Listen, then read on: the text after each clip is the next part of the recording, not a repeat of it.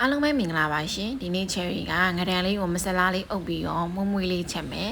ပြီးရင်သူနဲ့လိုက်ဖက်တဲ့ကစွန်းရွက်ချင်ရင်ဟင်းလေးလည်းချက်မှာဖြစ်လို့ Cherry ရဲ့ဗီဒီယိုလေးကိုအတူတူသွားကြည့်ရအောင်နော်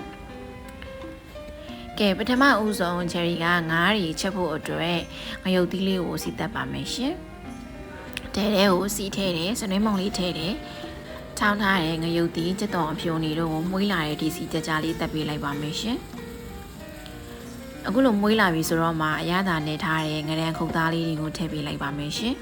။ငရံကတော့ Cherry ကအကောင်သေးသေးလေးတစ်ကောင်ကိုအသုံးပြုထားပါတယ်။ကောင်းနေတော့မယူတော့ပါဘူးနော်။ဈေးကနေပြီးတော့တုံးလာတဲ့ငရံလေးတွေကအတုံးကြီးနေတော့ Cherry ကအလဲကနေတစ်ပိုင်းပိုင်လိုက်ပါတယ်ရှင်။ပြီးရင်ငရံလေးတွေကိုတစ်ဖက်ကအသားလေးတင်းသွားရင်တစ်ဖက်ကိုစိတ်ရှိရှိလေးနဲ့လှမ်းပေးလိုက်ပါမယ်။ပြီးတော့မှငရုတ်စုံစီးထားတဲ့ရေလေးထည့်ပြီးတော့အဖုံးလေးပိတ်ပြီးတော့တည်ထားပါမယ်ရှင်။စုံစည်းရည်လေးစုပွက်လာတော့မှကျန်တဲ့အရာတွေကိုထည့်မှာဖြစ်ပါတယ်။ကဲအခုလိုမျိုးလေးစုပွက်လာပြီဆိုလို့ရှိရင်တော့မကြီးမဲ့လေးကိုရေဖြောပြီးတော့ထည့်လိုက်တယ်။မကြီးမဲ့ရည်လေးနဲတာနဲ့ရေနွေးလေးပါနဲ့ငယ်ဆွတ်ပြီးတော့ထည့်ထားလိုက်ပါတယ်။အရသာအနေနဲ့ကတော့စားနဲ့အသားမုံတွေကိုထပ်ပြီးတော့ဖြည့်ထည့်ထားပါတယ်ရှင်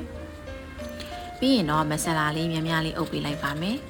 ဒါဆိုရင်တော့အရန်ကိုမှမွေးကြိုင်ပြီးတော့စားလို့ကောင်းတဲ့ငရံဟင်းလေးရပါပြီရှင်။ Cherry တို့အိမ်ကတော့ငရံဟင်းဆိုရင်အရန်ကြိုက်တာရှင်။အခုကြည့်နေတဲ့သူတွေရောငရံဟင်းကြိုက်ကြလား။ဒါဆိုရင်တော့သူနဲ့လိုက်ဖက်တဲ့ချင်းရင်ဟင်းလေးချက်မှာဖြစ်ပါတယ်။ချင်းရင်ဟင်းထဲမှာပါဝင်ပစ္စည်းတွေကတော့ကစုံရွယ်ချက်မောင်ရွက်နဲ့မြင့်တို့ပဲဖြစ်ပါတယ်။အရသာကတော့ကြက်သွန်အဖြူနီထောင်းထားတာထည့်တယ်။ပြီးရင်အယောင်တင်မုံလေးနှင်းငယ်ထည့်ပြီးတော့စားအချုံမုံစနွေးမုံနဲ့စိမ့်စားငပိစီတို့ကိုနှင်းငယ်ထည့်ပြီးတော့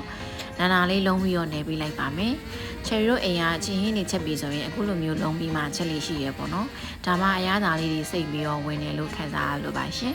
။ပြီးရင်တော့အသီးရွက်လေးတွေနူးအိလာရဲ့အထိအဖုံးလေးပိတ်ပြီးတော့တည်ထားလိုက်ပါမယ်ရှင်။အနှဲငယ်လေးမှွေပြီးရင်တော့ရေနွေးထည့်ပါမယ်